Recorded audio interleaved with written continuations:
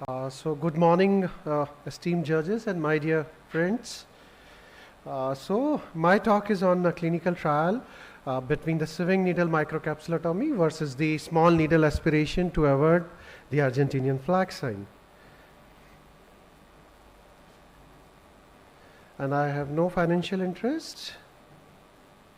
So as we see that the Argentinian flag sign is a self-propagating radial extension of the anterior capsular tear, and which typically arises instantly after an initial prick with a sharp hypodermic needle or a sharp tip rexis forceps. So the Perron gave this term the most common complication of the intumescent cataract, and how it is happening. So it is a sequelae of the raised intralenticular pressure, but there are other factors also that are leading the propagation of the initial prick into a radial capsular tear.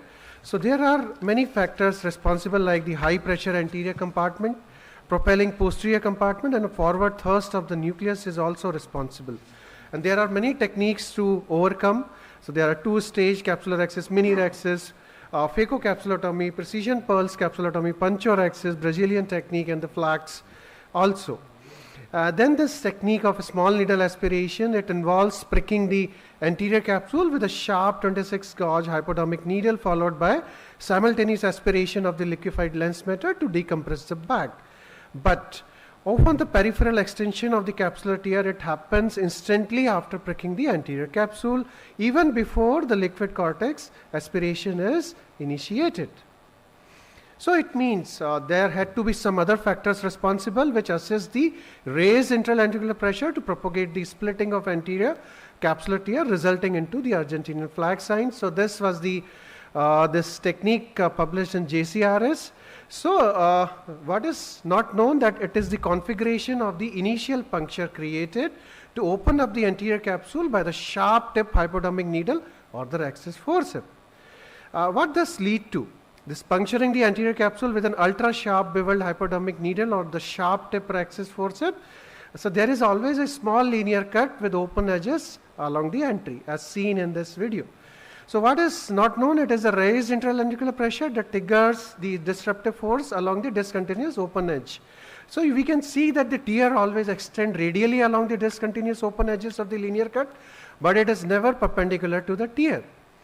So we came with a hypothesis that if we are able to manually create an opening in the anterior capsule which had a round and regular configuration instead of a linear cut, we may provide resistance against the disruptive forces, and thus the Argentinian flag sign can be prevented. So we made this very simple novel instrument known as Sewingneedle microcapsulotomy with a smooth rounded point tip similar to Sewingneedle. As you can see, now the opening is round and regular. So this is how it is done, very simple technique, round hole microcapsulotomy with round regular configuration. So thus the liquefied lens matter egresses as soon as we make a round regular opening, and the rhexis, then it becomes very easier.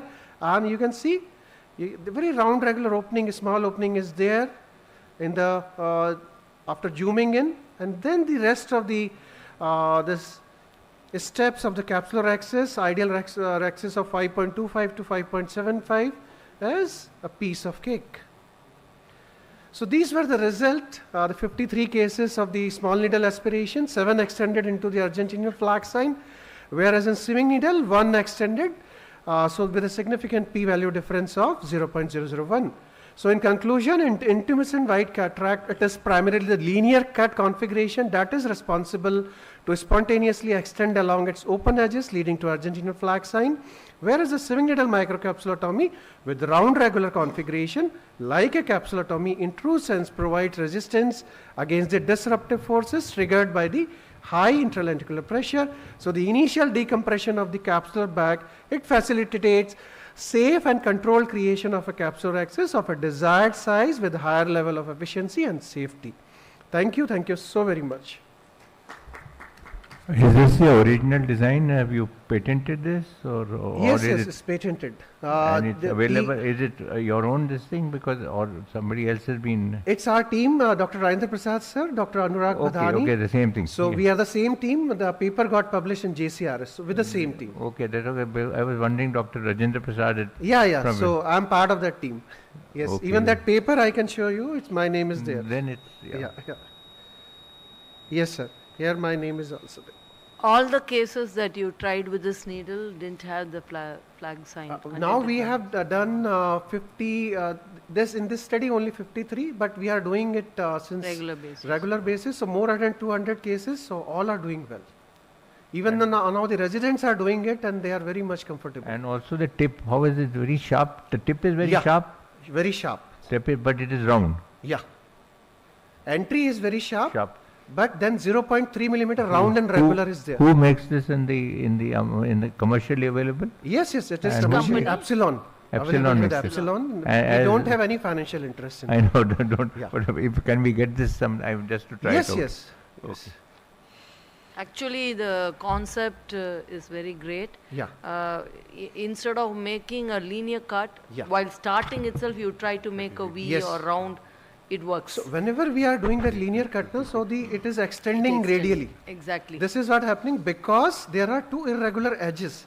Correct. So that is leading to this Argentinian flag sign. But when we are using it, sharp pointed tip, so it gives a very nice, and we can do multiple in the Multiple central. punctures Yes, also. multiple punctures also based on the AIOS2025. So we can do multiple also. Thank